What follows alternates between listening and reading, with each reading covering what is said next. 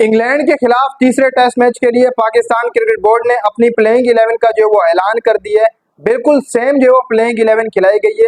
Winning combination के साथ पाकिस्तान तीसरे मैच में जो वो उतरने जा रहा है। कोई भी जो वो तब्दीली नहीं की।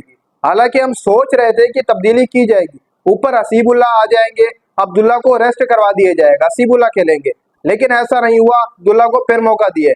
इसके अलावा नीचे जाहिद महमूद, जिससे ओवर्स ही नहीं करवाए गए, चंद ओवर जो वो दूसरे टेस्ट में करवाए गए थे जाहिद महमूद से, वहां भी सोच रहे थे कि वहां पर भी तब्दीली होगी, वहां पर या मीर हमजा आएगा या मोहम्मद अली आएगा, लेकिन ऐसा नहीं हुआ, बल्कि सेम प्लेइंग 11 खिलाई।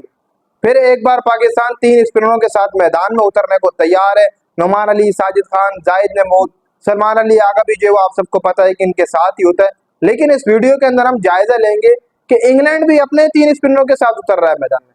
जेक लीच, शेख बशीर, इसके अलावा एक और स्पिनर बुलाया, उसको भी जो वो खिला लिया गया, रेहान अहमद को, जिसने लास्ट टाइम पाकिस्तान का दौरा किया था और 7 विकेटें ली थी रेहान अहमद ने। तो कहीं ना कहीं पर पाकिस्तान के लिए अब खतरे की घंटी बज चुकी है, क्योंकि इंग्लैंड ने भी आपका जोर ढूंढ ली है।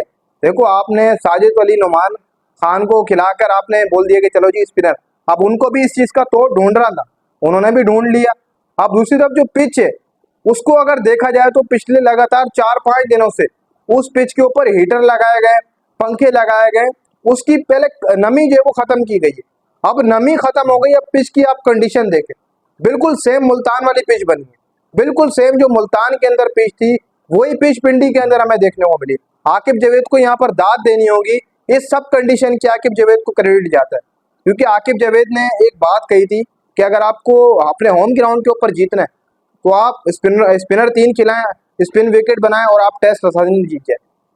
बस आपने यही करना है, और हो भी ऐसा रहा है। देखो, पिछले 5 दिन से लगातार इसी पिच के ऊपर काम हो रहा है, क्योंकि आप सबको पता है कि रावलपिंडी की पिच बहुत मुश्किल होती है कि या स्पिनर्स के लिए बनाई जाए या फास्ट बॉलर्स के लिए बनाई जाए। हमेशा वहां पर एक ही चीज देखिए, बस जो बैटर आ रहा है वो सेंचुरी करेगा, डबल सेंचुरी कर देगा पिंडी के अंदर।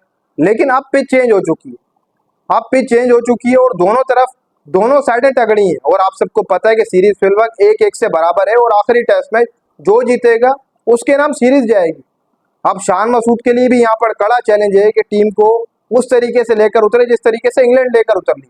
देखो, उन्होंने भी अपना एक स्पिनर वापस बुला लिया, शेख बशीर, जैक लीच खेलेंगे, इसके अलावा रेहान अहमद जो है वो, ये 3 स्पिनर खेलेंगे उनके। इसके अलावा ऊपर से जो रूट करा ले तो 4-5 बन जाएंगे उनके स्पिनर, बहुत बन जाएंगे। जैसे हमारे बन जाता है, सऊद करा लेता है, सलमान करा लेता है, वैसे इनके ही बन जाएंगे। लेकिन इन्होंने भी 3 स्पिनर खिला लिए हैं प्लेइंग 11 के अंदर। अब यहाँ से जो पाकिस्तान को करना है वो ये करना है कि पिछले टेस्ट वाला ही सीन करना है। देखो, हर टेस्ट में तो ऐसा नहीं होगा, कहीं ना कहीं थोड़ा बहुत पिच जाएगा सही, कहीं ना कहीं पर बैटिंग की तरफ भी जा सकता है, कुछ कह नहीं सकते। लेकिन पिच के ऊपर क्रैक आ चुके, ये तो कंफर्म है कि पिच स्पिनर्स को ही फायदा देगी। जैसे लास्ट टेस्ट में मैंने आपको पिच देखकर बताई थी कि यार इस पिच के ऊपर क्रैक आ गए, और जितनी मैं पिच देखता हूँ क्रैक वाली, जब 4 रोजा या 5 रोजा क्रिकेट होती है उसके ऊपर तो मजीद क्रैक आते हैं।